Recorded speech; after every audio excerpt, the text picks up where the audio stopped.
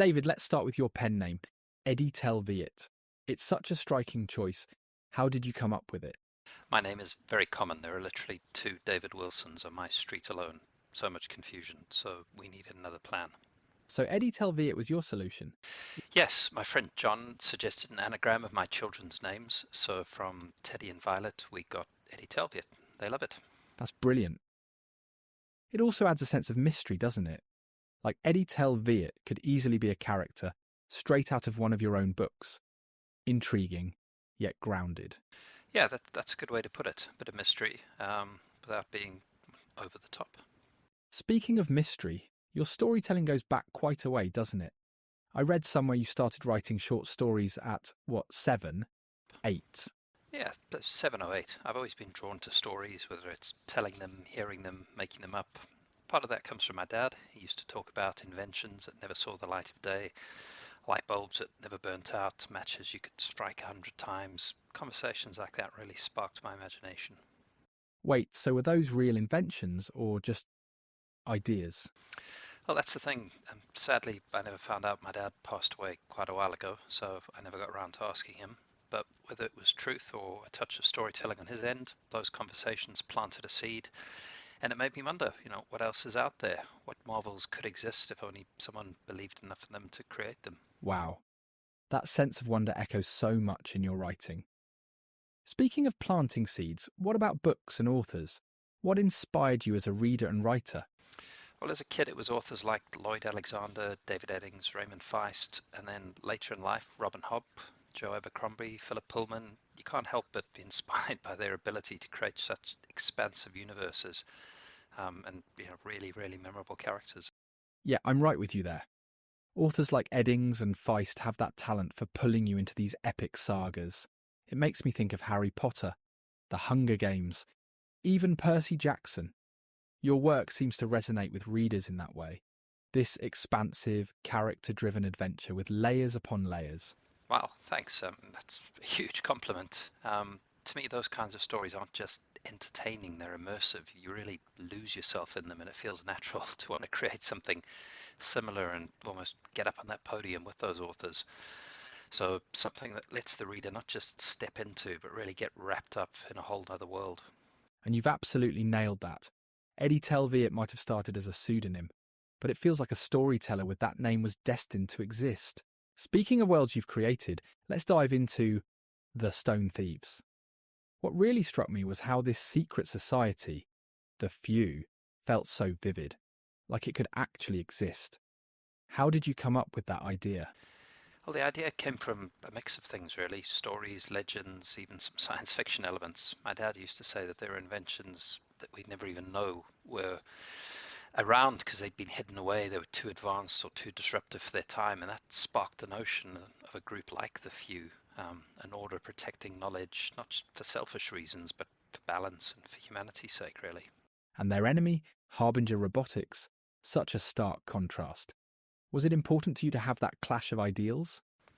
Oh, absolutely. Harbinger Robotics represents that unchecked ambition, pushing of boundaries without considering consequences. It's what I'd imagine happens when innovation loses sight of humanity, that struggle between the two forces, the keepers of wisdom, the seekers of power. That's really the backbone of the book.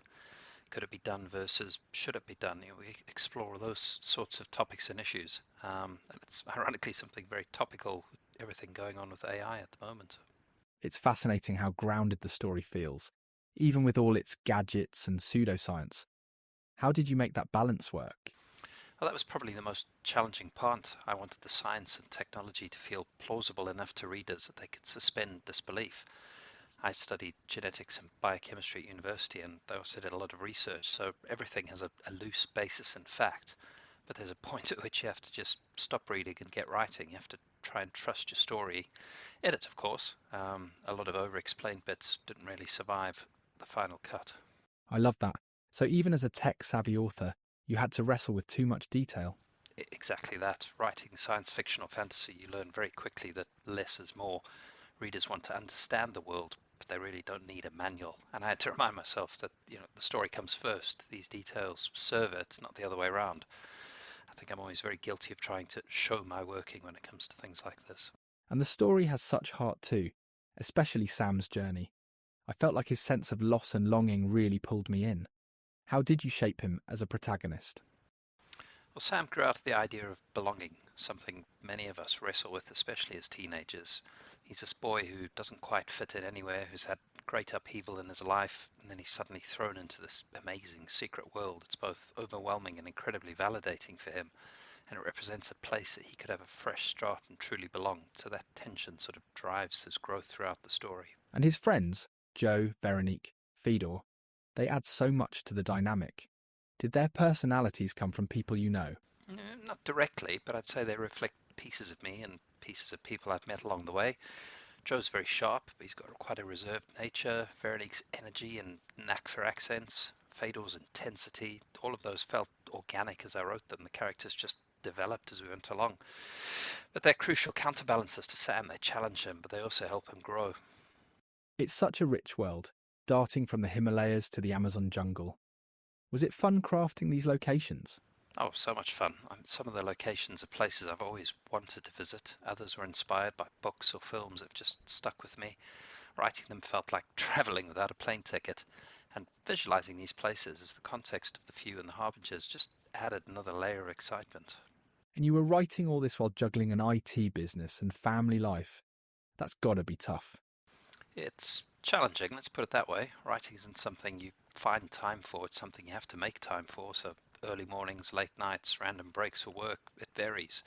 But having a supportive family is definitely a game changer. My wife and kids keep me grounded even when I'm buried in the Atomverse. Yeah, managing time for something so creative must be quite a balancing act. But clearly, you found a way to make it work, and we're so lucky you have. Oh, thanks, Archie. It's been a journey, but one that's so far incredibly rewarding. David, hearing about how you've balanced everything to create such a vibrant world is inspiring. It makes me curious. What's next for the Fabulous Atomverse? Well, the vision is honestly quite ambitious. I've mapped out a vast story arc that could easily span multiple sequels, spin-offs, even other mediums like games and comics. The idea is to create an interconnected world where every piece adds to the lore, a kind of seamless narrative mosaic.